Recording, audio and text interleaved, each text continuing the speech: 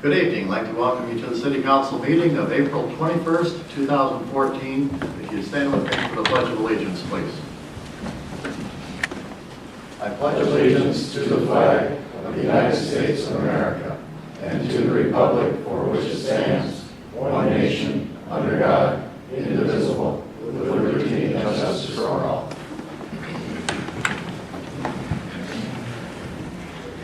Thank you. I'd like to call on the clerk to read the roll. Councilmember Schwab will be absent. Councilmember Hall. Here. Councilmember Altough. Here. Councilmember Ellison. Here. And Mayor Hodges. Here. Is there a motion? I move that we excuse Councilmember Schwab from the meeting tonight. I will second the motion. Been moved and seconded to approve the absence of Councilmember Schwab. All in favor? Yes. Thank you. And approval of the agenda, which is next. Any additions or corrections? I move that we approve the agenda as presented. I will second. Been moved and seconded to approve the agenda as it is presented to us. All in favor? Yes. Approval of the minutes of our previous meeting. There was only one on April the 7th of our regular meeting. Those minutes are in our packet for review. Any additions or corrections there? You weren't here. I abstained because I was gone. I was gone. I will move for approval. And I will second. Been moved and seconded to adopt the minutes of our April 7th meeting. All in favor? Yes. Abstain. So 3-0-1. Moving on then to the accounts payable, which again are in our packet for approval or for our review as item number 4. Looks fine to me. I move that we approve the accounts payable as presented. I will second. Been moved and seconded to adopt the accounts payable as it is presented to us. And for this, we need a roll call. Councilmember Schwab is absent. Councilmember Hall. Yes. Councilmember Altough. Yes. Councilmember Ellison. Yes. And Mayor Hodges. Yes. And item 5 is citizen comments for any of the items that do not appear on the agenda. So if any citizen would like to address the council, this would be the time to do it. Just ask that you state your name and limit your comments to about 5 minutes.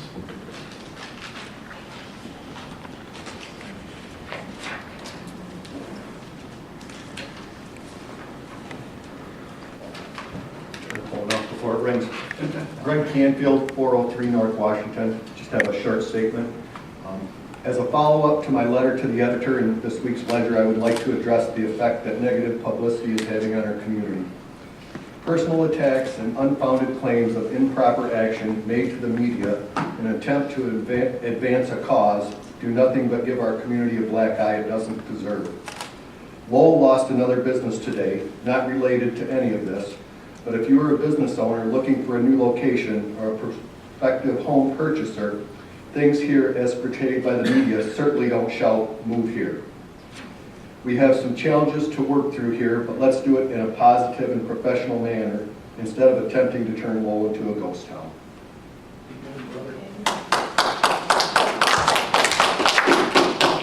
Thank you, Greg. Anyone else care to address the council?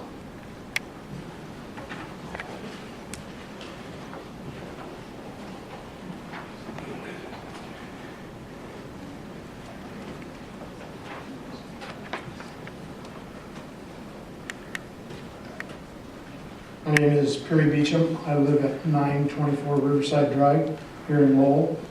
I just want to follow up on a few comments. I'm representing myself personally, not the board of Lowell Light and Power. I do sit on that board, but after this week's article in the Ledger, I want to address a few things that was brought up in there. Basically, and this is just comments, I'm not looking for answers. I've read through the charter from front to back several times, and I am upset.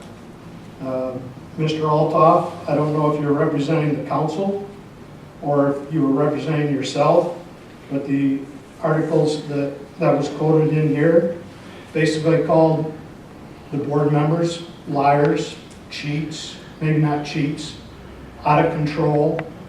And I've gone through the charter, talked about, you had mentioned that not having the right to investigate.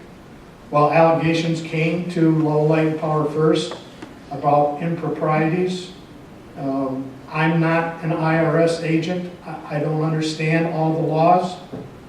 So we inquired with Peter Hefner, which is our accountant and does our auditors, to get his input on that. Also, the city attorney, Dick Wendt, and to get his interpretation of that. Again, I went to college, but I'm not a lawyer, I'm not an accountant. I was deeply saddened to read these articles. The information, you quote him as Dick Wendt as the worst lawyer around. I would beg to differ. I think he's done a fine job for the city of Lowell. He is the lawyer that both the Lowell Light and Power uses and the city. If you don't like his interpretation or whatever, then maybe you should look at a completely independent counsel. Another is Lowell Light and Power is accused of violating the Open Meetings Act. When at one point we came out of, when this was brought to our attention, we went into closed meeting to discuss some other personnel business. We then came out of that and we did have a discussion. It was an opens meeting, but it was not on the agenda. And I would just say that we were following what we perceived was the correct thing to do, is to have that discussion as quickly as possible. I do believe back in December, the council had after they came out of closed session, had a discussion on a matter that was brought up during the meeting and was not on the agenda. So my question is, we're just following the examples of the city council, and it's yet to be determined whether that was in violation.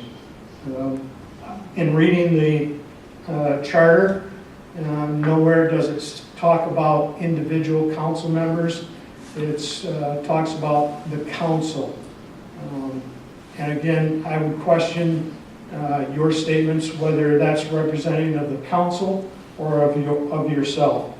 And again, we look forward to having the council investigate this to make sure what we think is correct does apply. And again, I just don't understand where you're saying that we don't have the right.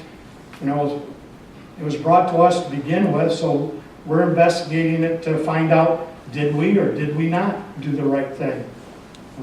And we would encourage the council to look into it and give their rendering of what they see. But again, and I support Greg Canfield, our chairperson, at the very beginning when it was open for comments. It was open for comments, and he was just setting the tone of the meeting, saying that we're not going to get into, at a meeting for Lowell Light and Power, into a debate on subjects. It's meant for, as it says up here, for comments. It's not a debate, it's not a question and answer period, and that's the only thing that Greg was doing. And Barry, you're at your 5 minutes. okay, thank you. And I'm sorry that you feel that way. Thank you, Barry. Anyone else care to address the council? And just for clarification's sake, I'd say please direct your comments to the chairperson, not at individuals. Please keep your comments directed towards the chairperson, and we'll listen. Yes, Barb. Barb Barber, 318 King Street, Lowell. I would just like to make one comment, and that, or no, two comments, excuse me. Mr. Altoft has kindly represented the citizens of this community, finally. We're very proud that he sits there and we put him there. Secondly, we have already asked another attorney's opinion. And since we don't have the taxpayers' money to pay for one, thankfully we were given the opportunity to speak to a tax expert at Warner, Norcross and Judd. And he agrees with us. Thank you. Thank you.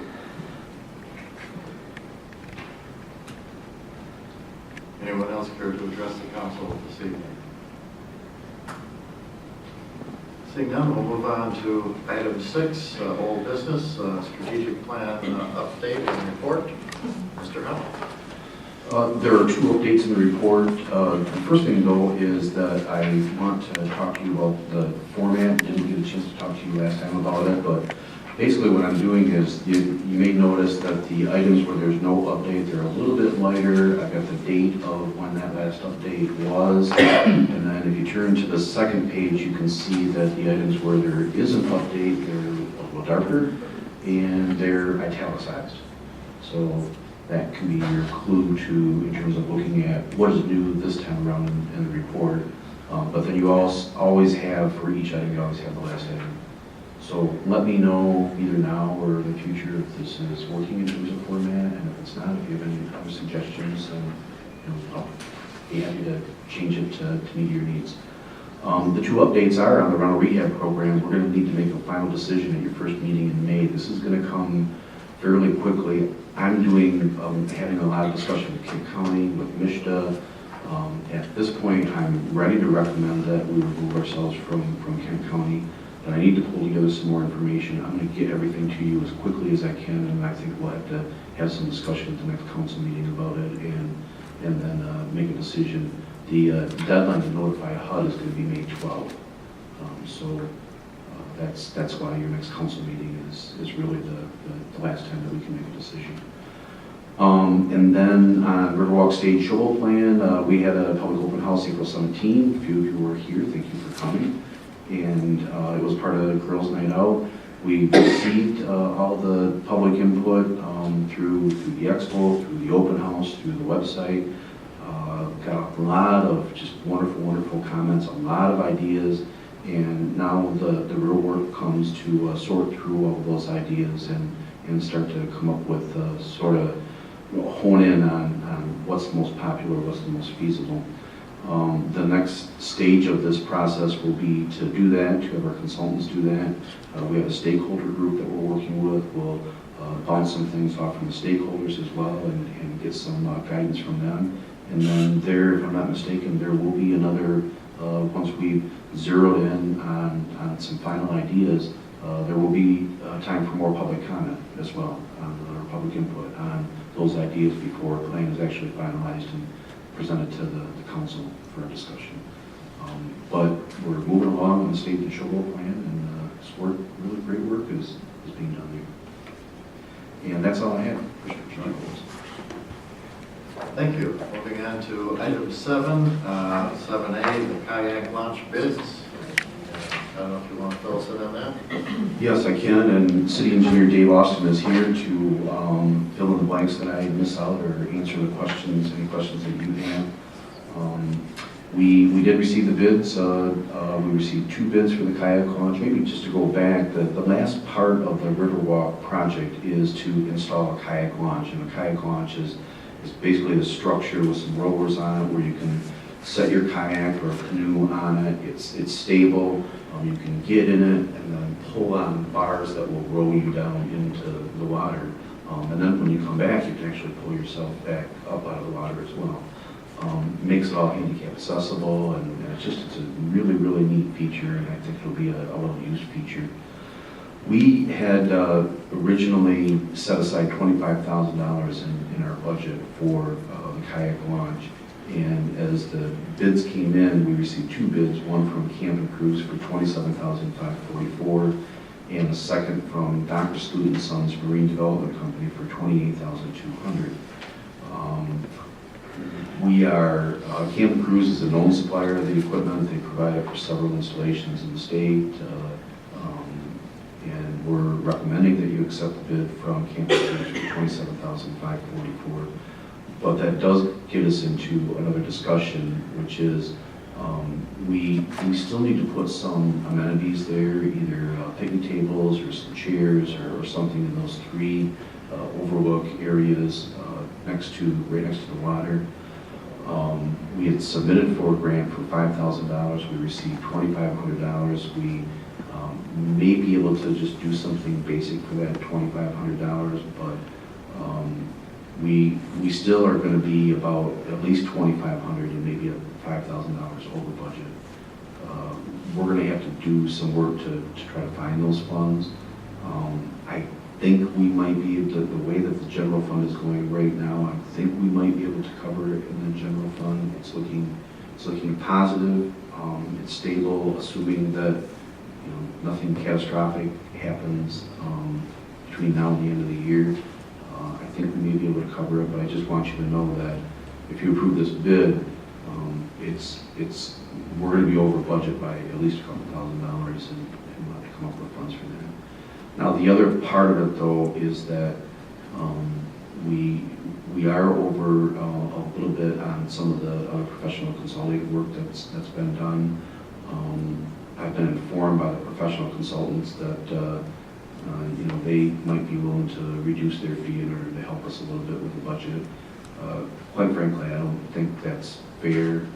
I tend to hold professional consultants' feet to the fire and to make sure that they're doing everything that we wanted them to do and to make sure that they're being efficient. In this particular case, I think they've been efficient, and I hate to see them taking it for this. So again, that's a discussion, a future discussion that we may have to have, but I wanted you to at least know that going into approving the bids for the kayak launch. All right, thank you. Dave, any other public concerns or questions about this? Seeing none, council comments? I do have a comment. I was on the LCTV fund when we did approve the $2,500 and knew it was well below what we needed. At the time, there was a suggestion made that maybe we offer memorial chairs, or if citizens would like to buy something for the Riverwalk to remember someone, that we could offer that. And I wonder if that's something that maybe we could ask the Parks and Rec Department to consider.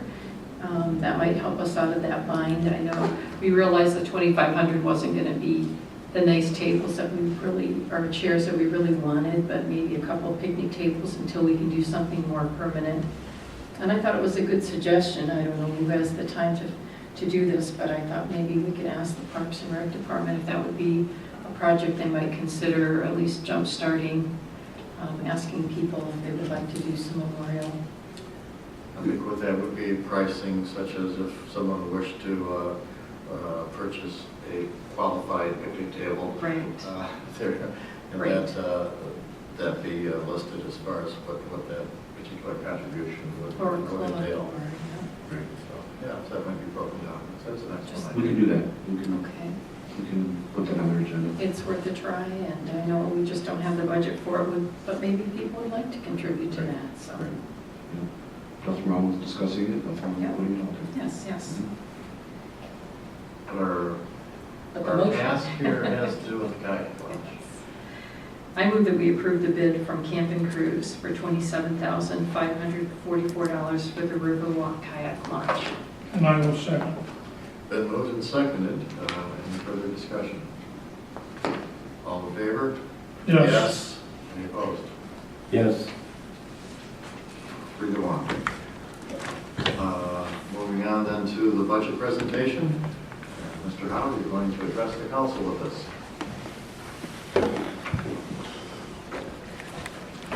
come to the podium. Sometimes it's a little easier from here, especially when you have a PowerPoint presentation. Presented for your consideration, you have notebooks in front of you. There is a copy at the front desk of City Hall already for the public to be able to review the budget recommendations. There's going to be a copy at the library. We'll deliver that tomorrow morning. And there will be a copy on the website as well. And we'll put that up tomorrow morning. But presented for your consideration are my recommendations for the 2014-2015 fiscal year budget.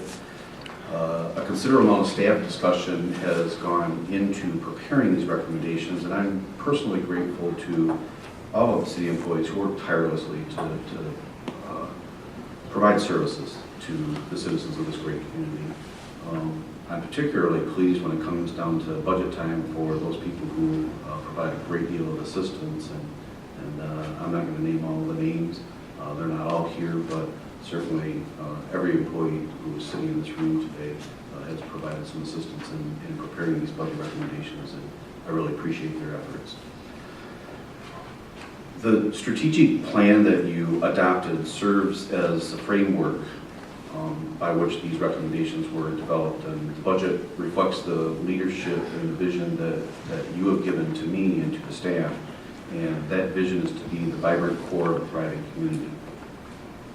And within the strategic plan, we've identified 5 strategic focus areas. They are community collaboration, government efficiency and effectiveness, quality neighborhoods, economic vitality and sustainability, and diverse recreational and cultural opportunities. During the past few months, you've developed specific goals within these strategic focus areas that will help us achieve our vision. And this budget is presented to you in an effort to allow us to achieve those goals that you have set. Stability perhaps best summarizes the budget recommendation. During the past 3 years, we've witnessed major declines in revenue, particularly in the area of property taxes. And the chart that I have up on the screen right now, I'm going to try to point to. I'm going to point in the back here, and then maybe I'll try to switch over there for council members. But basically, you've got property taxes in the green. In the red is revenue sharing, EBIP. In the brown, next is Act 51 money that we receive for streets. Yellow is payment in lieu of taxes that we receive from Lowell Light and Power. This brown here is sewer rates or wastewater rates or fees, and then in the blue is fees from water. Yes, I did pick brown on purpose, and I picked blue on purpose. That is water and rates and fees received from water from water. So those are major sources of revenue. It's not all the revenue that we receive to finance city operations, but those are the major sources of revenue. And what you can really see there is that most things have been fairly stable. Some have gone up, some have gone down, but property taxes really have declined over the last few years. Property taxes are the major source of revenue for city operations. They account for nearly 25% of all revenues, and they're more than 50% of general fund revenues. The decline in property tax over the 3 years, you can see by this graph, has resulted in a loss of more than $250,000 per year to the general fund. We've been able to weather these declines through a number of budget adjustments, and there are a couple that I'm going to point out. Probably the most significant was that there was a refinancing of bonds, not only for City Hall, but for the water fund. And what I'm showing you here is when we were having a discussion about refinancing City Hall bonds, we were having a lot of discussion about the payment and what do we do with the payment. You can see the red line is the original City Hall bond, and you can see how the payments were flatlined. If you go back prior to this, there was quite a jump in the payment, and that was what hit us a couple of years ago. It was about a $50,000 jump in the payment. You can see in that 17, 18, 19, there was going to be about another $50,000 bump in the payment. And then it was going to drop, and it was going to drop pretty significantly for the next 7, 8 years or so, but then there's going to be another bump in the payment. Why the payments were set up this way, I have no idea. I've asked those who were involved. I'm not sure. But what we did when we refunded the city hall bonds is that we flattened the payments, and then we created slight increases every year. The increases are anywhere from $3,000 to $10,000 each year. So what we did is we achieved significant savings, especially early on in terms of the payments. But we also, over the course of the bonds, because of the lower interest rates, we saved, just on City Hall alone, we saved over $500,000. The real savings is going to be in this sort of area between the red and the green up here. You're going to see where this has really substantially helped us in terms of general fund payments. Obviously here, we're paying more than we would have because of this drop. Then here, we're paying less, and then there we're paying more. Overall, though, the payments that we're making over the 20-year period are $500,000 less. And so that's helped us. That's helped us pretty significantly in terms of balancing the general fund. It's also worth noting that the success at Lowell Light and Power to balance its budget and improve its financial status has resulted in an increase in revenue to the general fund through payment in lieu of taxes. Payment in lieu of taxes is something that is negotiated between the City Council and the Lowell Light and Power Board.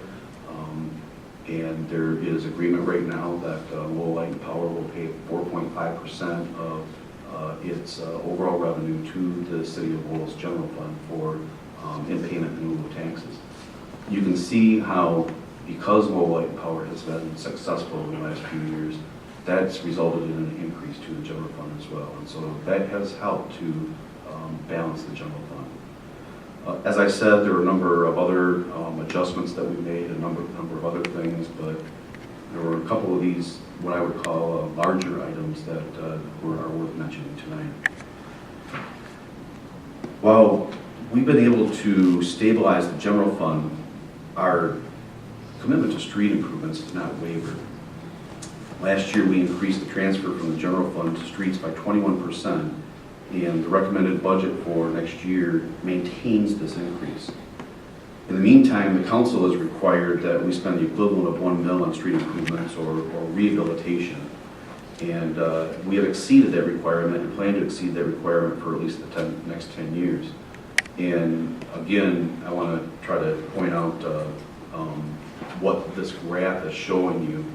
First of all, this line is the $1 million. That's the $1 million mark.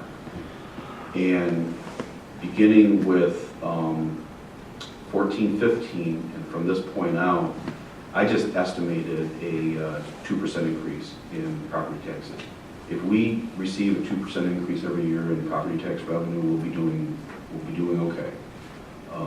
Obviously, as I've talked about before, we haven't seen that, but I did at least to try to figure out what that $1 million means over the next 10 plus years. That's where that line would be. The dark brown represents rehabilitation that we've already done and that we've paid for through the general fund. And as you can see, other than this 10-11 and 10-11, we were below the $1 million in actual street rehabilitation, but we far exceeded it in 11-12. We exceeded it in 12-13. We're far exceeding it in 13-14. And then the budget that I presented to you, basically I'm projecting out $100,000 a year in street rehabilitation. This light brown, there's a little bit here, and then you'll see these. That's preventative maintenance. And preventative maintenance is going to be things like crack sealing. The big one here in 11-12 is remember we did the chip sealing on the streets over in Ottawa and Brook and Grand, and there's a fourth one. That really is considered preventative maintenance. It allows you to get maybe 4, 5, 6, 7 more years out of a street. You can't do preventative, you can't do chip sealing on every single street. It depends on how bad a shape it's in. For example, the section of Monroe right out here, we would never do chip sealing on that. and get much more useful life out of it. But that's what the light brown represents. And then this lighter brown is the rehabilitation that we've been able to do with LCTV funds. One of the reasons that it's actually doubled in that one fiscal year is part of that represents $50,000 from last year that we received for Sibley Street, and the other part represents the $50,000 that you just approved for Bowles Road. Sibley Street, as you know, was reconstructed last year. Bowles Road is actually starting today, I believe. And because of the way the fiscal years work, they're actually being done in the same fiscal year, even though we received money for one project one year and one next year. Only for purposes of illustration, I am showing LCTV at $50,000 for the next 10 plus years. And again, I'm doing it only for illustration because the question has come up about, well, what does $50,000 really get us? What would $50,000 do in terms of street rehabilitation? And what I wanted you to see is that $50,000 would essentially add half again as much to our ability to rehabilitate streets in the city. And so I just wanted you to see it for illustration purposes. I'm sure we'll have some discussion about it at some point in time. I'm sure we'll have some very good discussion about it at some point in time. But for illustration purposes, I at least wanted you to see what that looks like and to illustrate what that looks like. Wastewater and water systems account for nearly 1/3 of our total operational cost. It's worth noting that we produce water at less than a penny a gallon in the city of Lowell.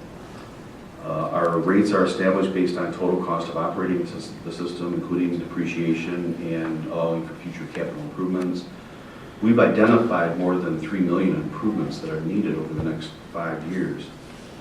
I'm not sure that we're going to be able to actually make and fund all of those, but we've identified them, and we're certainly doing our best within the rate structure that we have to try to move forward in capital expenses in water and wastewater. The budget recommendations include increases to both the water and wastewater rates. I'm showing you on the screen the last year's rate, the current rate, and then the proposed rate for the upcoming year. We're looking at in the wastewater fund, an increase in readiness to serve and a decrease in the actual consumption rate by 4 cents, and then an increase in the water readiness to serve and an increase in the consumption rate on water. The combined increases will cost the average customer about 69 cents per month and represent less than a 1% increase in the overall rates.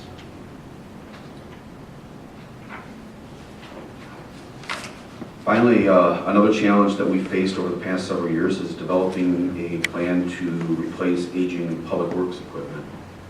And we were notified by the Michigan Department of Treasury in 2011 that we needed to have a deficit elimination plan for the equipment fund, and that we needed to eliminate that deficit within a 5-year period. We did it in one. What I've submitted to you in this year's budget, I'm going to talk a little bit about this graph. It's a little confusing unless I walk you through it, but what I've submitted to you for this year is the beginning of a plan to replace nearly $500,000 of equipment over the next 5 years. Probably the best news, though, is that not only did we eliminate the deficit in the equipment fund, but we have ourselves on track where I'm quite confident that we can start having the discussion about how we are going to replace equipment and what the process will be for doing that. What this is doing is, first of all, the first set of numbers is going to be this bar, the 4 red bars, and then these 2 light greens. That represents the net operating cost of the equipment fund. And as you can see, we were operating at a negative for 4 straight years. We were not bringing in enough money in the equipment fund to actually continue or to cover the cost of operation.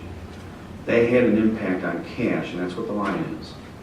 That had an impact on the cash balance of the equipment fund, And after a couple of years 3 years of negative operating, that put us in a negative balance in the equipment fund. And that was the point where we received the letter from the Department of Treasury saying, you got to fix this. You got to fix this within 5 years. Folks, these are. I don't want to be an alarmist. I don't want to sound like an alarmist. I'm not doing that. But I'm going to tell you that these are the types of things that get communities in trouble, that lead them toward emergency managers and those kinds of things. That if you don't identify these deficits in these individual funds, Treasury will come in and they will, first of all, they'll tell you you need to take care of it. And if you don't take care of it, then they'll find a way to make you take care of it. And eventually the state will bring an emergency manager in. Again, I'm not being an alarmist, but I am telling you that that is the process, and some other communities who are suffering much, much more than Lowell have had to go through that process. We eliminated this deficit even in a year where we had a net operating loss through a transfer from the general fund. And that's what the dark green is. The dark green is a pretty substantial transfer from the general fund. We did it again in the current year. We're operating, last year we did it again. We also showed a net operating gain, so we're able to start to balance out revenue and expense in the equipment fund. This year, we're projected to have even a little bit more of a gain in the equipment fund, but we would still see a net transfer in from the general fund. That net transfer in is estimated to be about $30,000 this year. I think over the course of time, you'll see in the equipment replacement plan, but I think we're going to have to increase that $5,000 to $10,000 every year for the next 10 years, up to as much as $60,000, $65,000, even $70,000. That's how we'll replace equipment, but it is going to strain the general fund to do it. I think we can, especially if we see the 2% increases in property taxes, in property tax revenue, but that's the plan. And so that's where we stand with the equipment fund for now. City finances are extremely complicated. They include federal and state funding sources that come with managing and accounting requirements that must be met and monitored. It's impossible to discuss every element of 100 pages of a budget with 1,000 line items in a very short presentation like this. I look forward to working with you. I look forward to answering your questions. I look forward to following in your direction. I look forward to answering any questions from the general public and anybody who wants to know anything about how their city tax dollars, how their fees are being spent. I welcome that discussion. I look at it as an opportunity to educate, to talk about what is going on in the city. We are doing some wonderful, wonderful things, and what I want to leave you with is a reiteration of what I had mentioned at our State of the City address, and that is what unites us is greater than what divides us. And I think it's important to remember that, especially on a day like today, where we are marking the 1-year anniversary of the record flood that hit Lowell on April 21 of last year. We were at 19.02 feet. We're nowhere near that right now, thank heaven. And but I think it's important to remember that we work together. We can work together on a lot of things. We can work together on a lot of issues. We can work together on this budget. And again, what unites us is much, much greater than what divides us. And that's all I have for tonight. If you have any questions, I can answer them. Thank you, Mark, and I understand that a portion of our workshop next week will be spent on this budget process, and there'll be more discussion then. You'll have your workshop next week. It'll be on the agenda for your next council meeting. If you don't get through everything you need to next week, we could schedule a special meeting if we need to. You do have to adopt the budget by your second meeting in May. That's a timetable that we have to watch. It's important to note, however, that you had workshops in January, February, March, and April, and we've talked about strategic planning, and we've talked about not specific budget issues, but I've had a discussion with you about, if there's anything I need to know as I'm preparing recommendations, please feel free to share that with me. We did have a lot of discussion about goals, strategic goals, and I'm confident we can meet those goals within the budget. And, again, I think what best describes this budget is it's stable. There's not, a lot of cuts. There's no cuts to staff. There isn't a lot of extra money, but we're meeting our needs. We're able to sustain services. It's very stable right now, and that's actually after many years of struggling, all communities struggling. That's good news. All right, thank you. Again, for the public's information, that workshop will be next Monday, the 28th, and the workshops begin at 6 p.m. If I can remember that. Anyway, so heads up on that, that's 1 hour prior to our usual meeting times. Any other discussions concerning the budget? If not, then we'll move on to item 8, monthly reports. Those are in the packet for our pleasure and reading. And there's a lot of numbers there. Any questions or concerns about the various reports? Seeing none, then we'll move on to item 9, council comments, and we'll begin with Councilmember Alcott.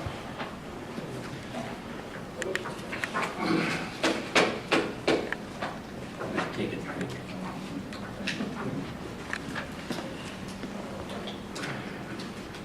Well, I'd like to just make the comment that the whole thing about what's going on about the so-called allegations is I didn't make allegations about anyone in particular. I brought up policies and procedures that weren't being followed right. That's all this is about, is policies and procedures and the charter. And I made the statement that I didn't think that we were even following it right, and when I was addressing everyone. And so that's all this is about. I'm not witch hunting. I'm not, and my statement with about Mr. Wendt was because he was doing something that I didn't think he was directed to do. So, and the other thing is, when you go to a meeting, it's supposed to be, you're supposed to be welcome to a meeting. And I think we're welcome here. But I don't know about some of the boards. But other than that, that's all I want to say tonight, because we have someone coming in to give us some guidance on that, which I think all the boards need. And for my board meetings, we did have a Parks and Rec meeting, and I think that is a good idea to ask about maybe having people make donations, because that budget is pretty tight. So there's lots of things that the Parks and Rec Board would like to do, but there's no money to do it. So, but other than that, that's all I have to say. Thank you. Councilmember Hall. Planning Commission, we looked at mixed-use zoning, and primarily we're looking at a couple of areas in the downtown area. And we also issued a special use permit for 211 West Main, which is an apartment on the second level of Jim Regan's building. Lara, we're looking at trail maintenance and budgeting for that. So that's going to be a continuing conversation as long as we have trails, and I think we're going to have trails for a long time. So the good news there is that at least we're sharing our budgeting with a couple other entities, so that it's not completely in our budget, but shared by others. That's it. Thank you. Thank you. Sharon. Well, I have a lot to say. First of all, I'd like to thank you for excusing my absence from the April 7th meeting. I was not able to attend the Arbor Board, so I don't have an update on that. I did attend my first Historic District Commission meeting, which was very interesting. Had a little lesson about the history and how they determine what fits and what doesn't fit in downtown. An excellent group. They do very good work. It was fun to be part of that. I'd also like to say how pleased I am that we did accept the LCTV Endowment Board recommendations. It was difficult decisions as always, and it was nice to hear that acceptance was passed by the City Council. I was gone, and so I did read the Ledger. After reading the article in the Ledger, I had to watch the YouTube video to see what was really said in the meeting, because you get pieces of it in the paper. I was surprised. I was a little embarrassed for the city. I'd like to thank the mayor, Jim, and Chris for conducting yourselves in a dignified manner, and thanks Suzanne and Chief Bugla and Dick Wendt for their participation. I understand we don't always agree on issues, and sometimes the subjects that we do address are controversial.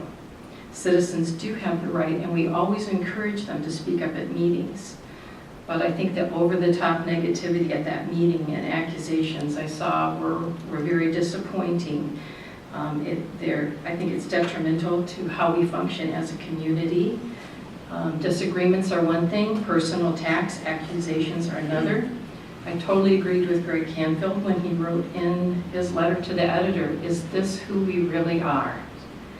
To the voice group, I just would like to know how having a person with workplace issues in the city, who's not a voter registered in the city, nor a city resident, how that having that person speak for you helps, as your mission statement reads, understand issues, tap into the creativity of residents, or find positive ways to solve problems in our local government. I saw that same person in the news at the Belding City Council meeting where he lives, pursuing similar issues. So, of course, I question the motivation and credibility of that person, and so should you. Whose interest is he representing? Who is he accountable to? The sound of applause on the recording indicated that the accusations prefaced by, "I'm not accusing anyone but," was interesting entertainment, was a juicy news story, but I don't see any positive solution in that, give and take. The council will, and always has, will continue to listen to what citizens say, but negativity has no future here. It hampers the good work that most of us are trying to do. It wastes public resources while pursuing personal agendas of a few. When we have real issues, let's discuss them, but let's do it in a reasonable, respectful manner. There's work to be done in our city, and the citizens who volunteer to serve on boards and committee and elected officials are doing a great job. Thank you. We want to fix roads, take care of parks, keep Lowell Light and Power operating well, maintain local history and art, and promote businesses that we are proud of. We have a vision for the future, and we're willing to give up personal time to make it happen. As official of the City of Lowell, I'm proud to be part of that group. And I intend to continue to do my best to serve the citizens who elected me, not a handful of people who are disgruntled. Thank you. Thank you. Join you in a glass of water.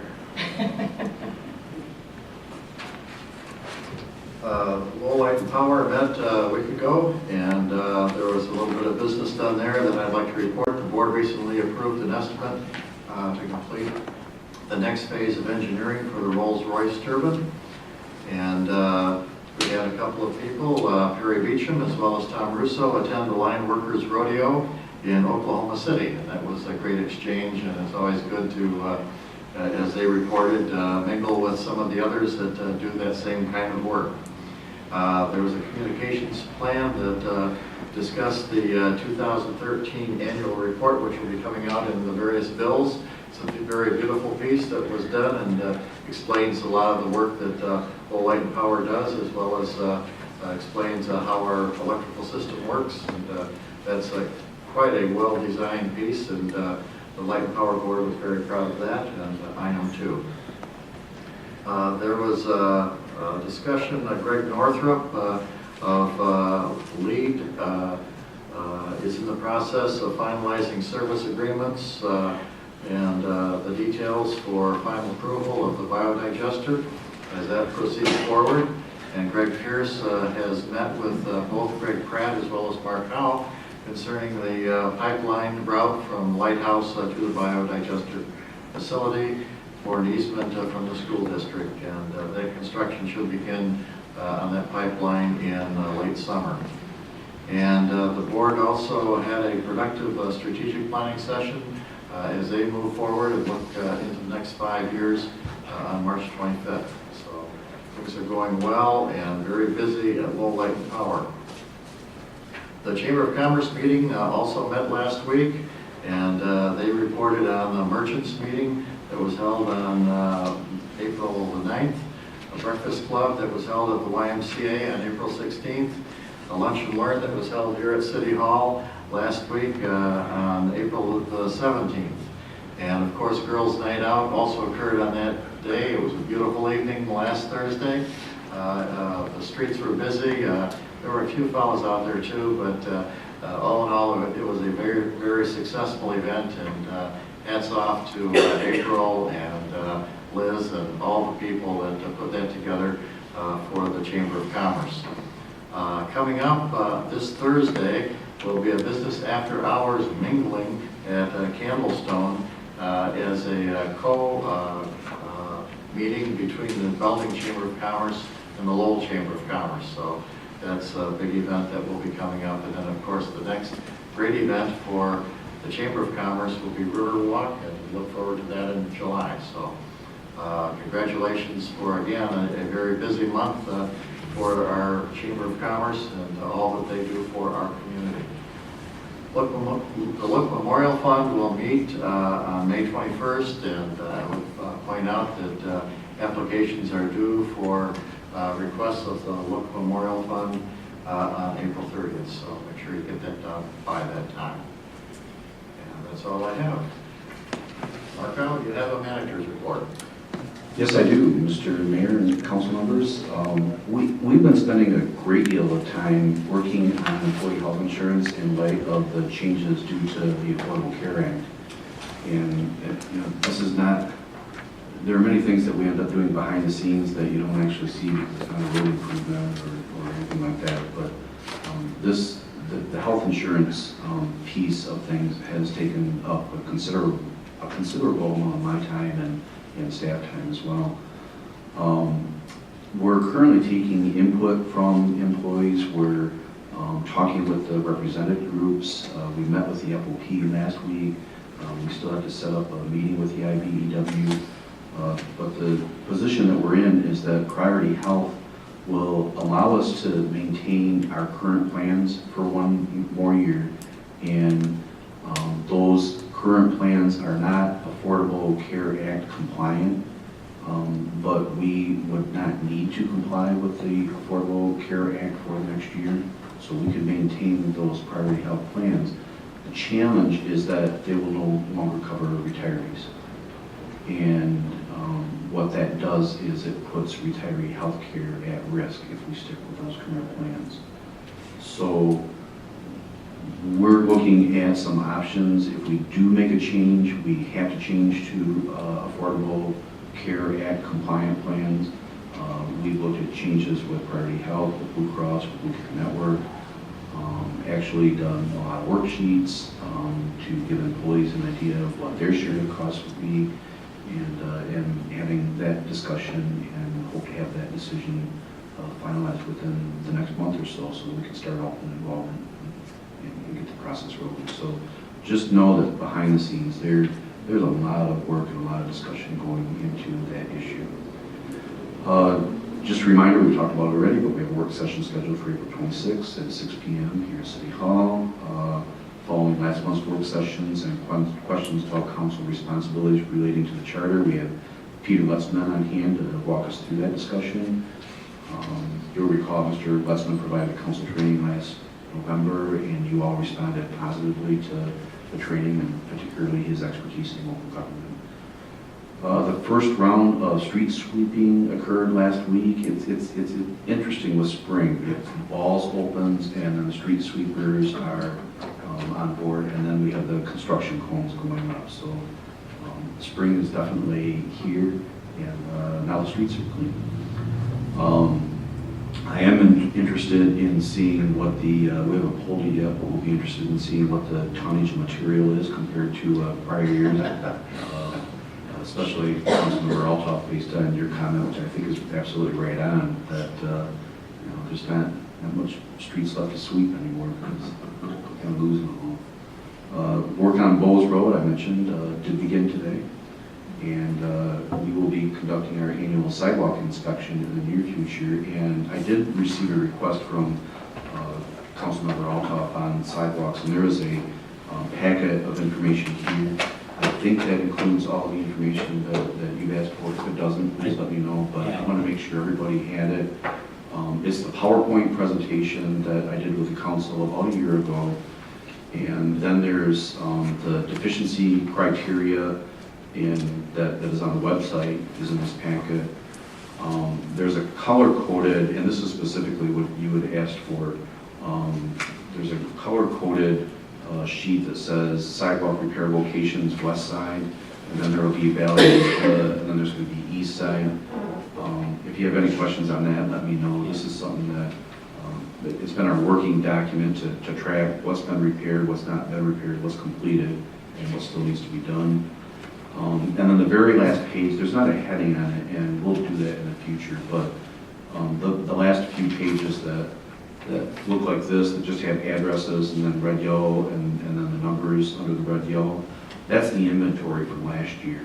What will happen is that we'll go out, we'll do an inspection again, we'll create a new inventory that will look like this. We'll put a heading at the top of this so we know what it actually is.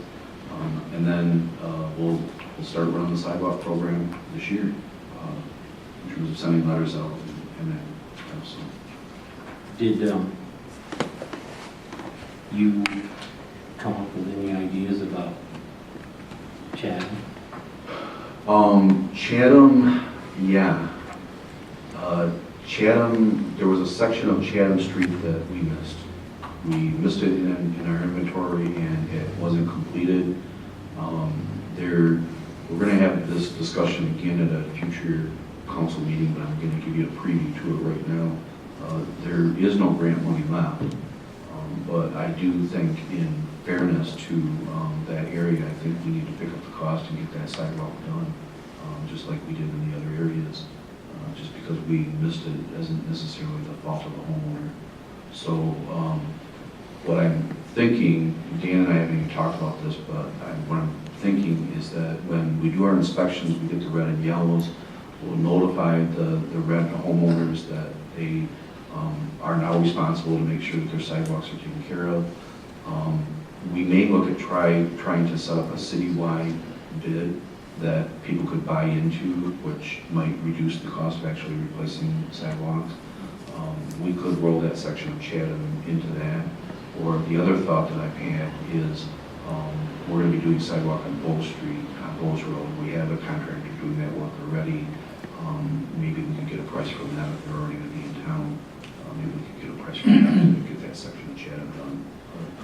Yeah, it's unfortunate. It was pointed out to me that there's a section that really is in pretty bad shape. It has, if you look at the criteria, it has not only cracks, a number of cracks, but it has growth on top of it, all those kinds of things.